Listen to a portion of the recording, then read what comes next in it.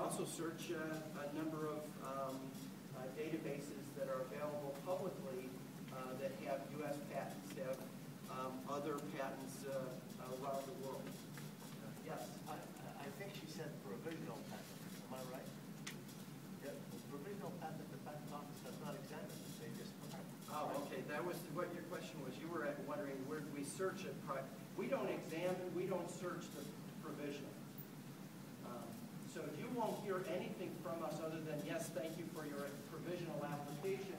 Here's the number. It's up to you to file the non-provisional. It's at the non-provisional stage where we'll search and examine your invention, your claimed invention. Not until then. So with the non-provisional, any prior art you search, you are required to cite that as prior art.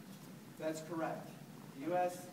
has what I think is a wonderful requirement, makes it easier for the examiner to do a high-quality job. If you are aware of anything prior art, anything done by others, you are required to disclose it to us. Why? Because we don't want to issue a bad patent. We don't want to issue a patent that covers something that someone else has already done or that's obvious over what other people have done. So we basically work with the people who probably know the invention the best, the inventor, because they're the ones who often have the best knowledge of what's been done in that technology before. So yes, good point, is required to be filed for us. Yes? Does it mean when you see the word patent, that a provisional patent has been applied for, or maybe the permanent application, whatever we call it? What is it? Patent pending is an indication that a patent application has been filed with us and it is still pending. So provisional allows you the patent pending status. If at the end of 12 months you fail to file a non-provisional or an international application, you must remove patent pending from your products or from advertising of your services. But if you have filed a non-provisional, you can continue to say patent pending Yes. for the next number of years. Yes. You can continue to file applications and continue to place patent pending on your product. As long as the application covering that particular product or its underlying technology for the product is still pending with us. And are you protected then? Do you use that patent pending to stop other people from entering the marketplace, or are you not protected? The pending patent application, while it's pending, doesn't get you any rights while it's pending.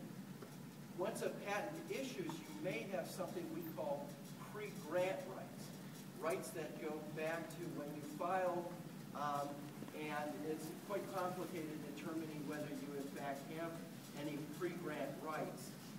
But while it's pending, the only thing you have is the right to put patent pending and hope that that scares your competitors from trying to copy your technology.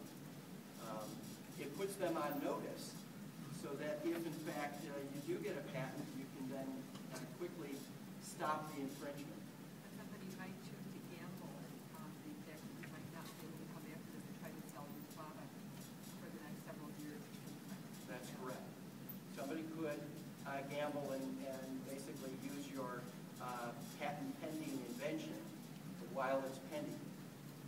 Okay? And they may owe you, if you end up having pre-grant rights, they may owe you for doing so. They may have to give you damages from the point that they started to infringe, if again you qualify for the pre-grant rights. Yes? Yeah, I was wondering, isn't there some type of new law or policy that's extending the term of provisional patent instead of rolling it into the notice to make these parts? There is a policy, I think it's been, it's either been under discussion or being implemented. Basically, it allows you to delay the filing of, not just provisional, the filing of the search and examination fees for a non-provisional by up to 12 months. Now, what does that do for you? You file your provisional, pay the $100, You filed the non-provisional within 12 months, so you had 12 months, and you only pay the filing fee. And then you can delay payment of the search and examination fee for up to 1 year, 12 more months. That allows you some time to decide, do I want to pursue this application? If not, you can withdraw it. It also allows you time to basically collect the money to pay those fees. So yes, that's very close to being implemented. It's one of our proposals to basically help the small and medium enterprises out in making decisions. Often